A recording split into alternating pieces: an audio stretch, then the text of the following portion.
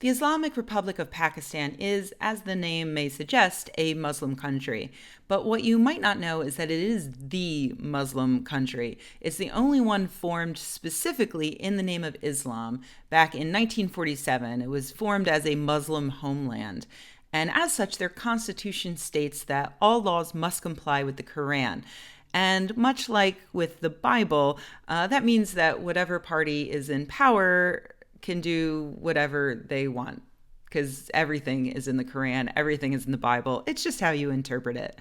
In today's parlance, it means that basic human rights are a huge struggle for many marginalized groups in Pakistan. One of those groups is obviously non-Muslims.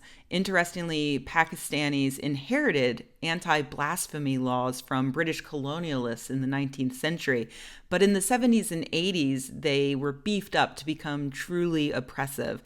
In 1986, authorities established the punishment for insulting the Prophet Muhammad as death or life in prison, in that order. The laws are used to unfairly imprison atheists, Christians, or other religious minorities. And though no one has ever actually received the death penalty for blasphemy, more than 50 people have been murdered before their trials were over. Even people who speak out against the laws are straight up murdered with alarming frequency. And just this week, a man was murdered by 3 women for allegedly committing blasphemy 13 years ago. With the advent of the internet, Pakistanis have the opportunity to be exposed to differing points of view. Unfortunately, it also means that the government has more opportunity to catch Pakistanis blaspheming and then punish them. That's why the Pakistani government has beseeched Facebook and Twitter to actually help them find and punish people they feel are blaspheming on those social networks. Even if the Pakistanis involved are located abroad, the government would seek extradition to get them back and put them on trial for their lives.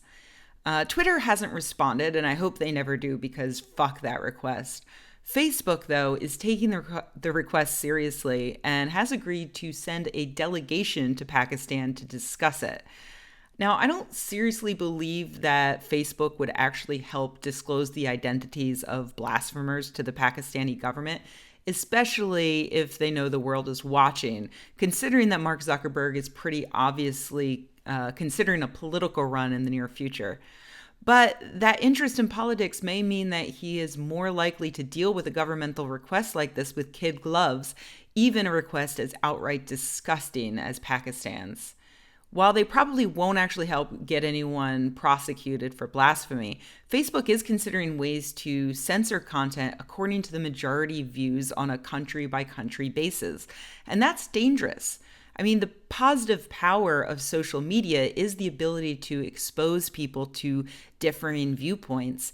And Facebook's plan would be a huge step backward into an echo chamber, which, as I've talked about before, leads to the increasing radicalization of dangerous people with dangerous beliefs. Speaking of, Pakistan's interior minister whined that social networks tend to censor Holocaust denial while allowing people to insult the Prophet Muhammad.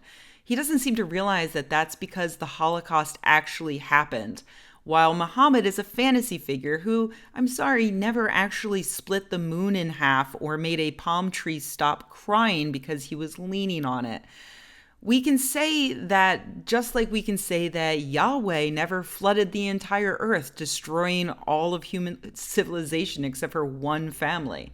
That might be insulting to Jewish people who believe it, but it doesn't matter.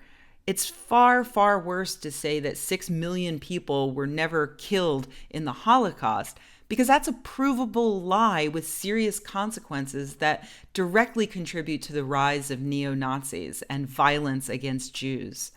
In other words, stopping fake news from spreading is not equivalent to stopping people from pointing out the absurdities of religion. Religion is the fake news in that comparison. Thankfully, Pakistan won't win this fight, and thanks in part to the internet, more and more Pakistanis will wake up to that fact.